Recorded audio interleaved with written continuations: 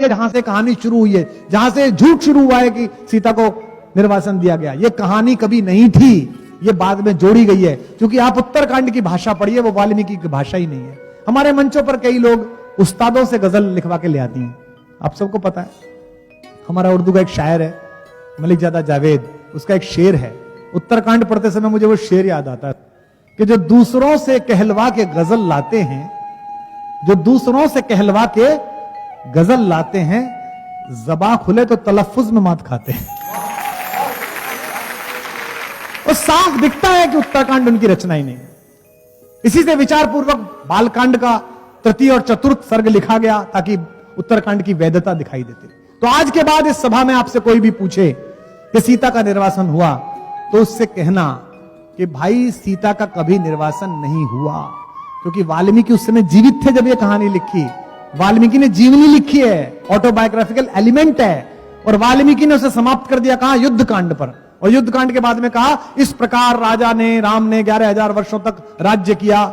जब एक बार बात कह दी और कथा समाप्त हुई, जोर से बोलिए। इसलिए वाल्मीकि ने योग बल से देखा, और वाल्मीकि अपने आश्रम में ही सीता को देख रहे हैं, राम मिलने आए हैं, नारद ने खुद ने कहा 11,000 वर्षों याद किया है। तो आज के बाद से इस कहानी का एक प्रसंग आप आगे से ध्यान रखेंगे, शंभूक वध और सीता का परित्याग। ये दो कहानी राम को दलित विरोधी दिखाने के लिए, आदिवासियों का विरोधी दिखाने के लिए, और राम को स्त्री विरोधी दिखाने के लिए। जिन लोगों को भारतीय संस्कृति के इस आचार विचार में आस्था नहीं थी, उन्होंने षड्यंत्र पूर्वक जोड़ी है।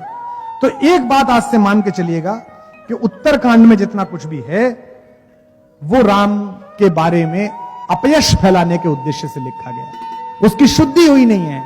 और यहां बैठे तमाम लोगों से मैं निवेदन करता हूं, अपने अपने धर्म गुरुओं से, अपने अपने धर्म प्रचारकों से, अपने अपने कथा करने वालों से कहिएगा कि आज के बाद से इस प्रसंग को बोलना बंद करें। झूठ आप बोल रहे हैं इसलिए जनता विश्वास कर रही है। निर्वासित अहिल्या को मां कहने वाला हमारा राम, कैकेयी जैसी मां।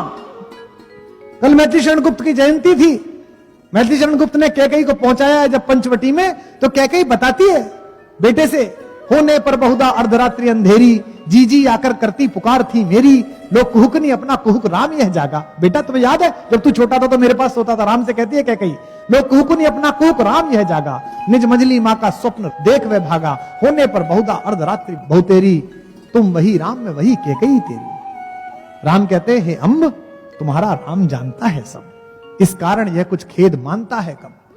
राम ने कहा कैकेयी से, 100 बार धन्य वो एक लाल की माई, जिस जन्नी ने है जना भरत सा भाई।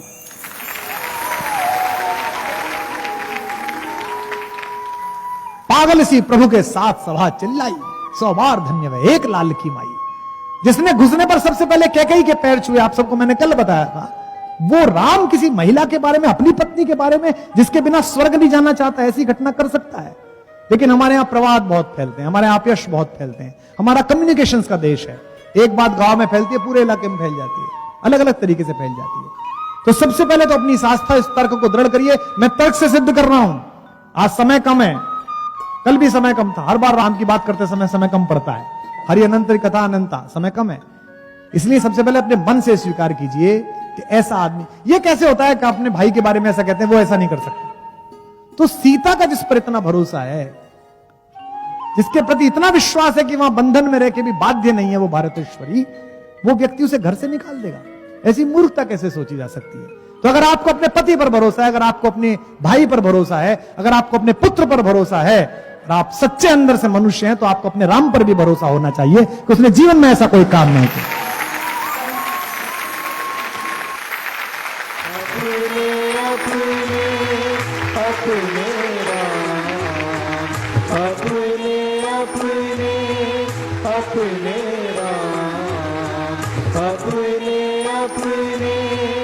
अपने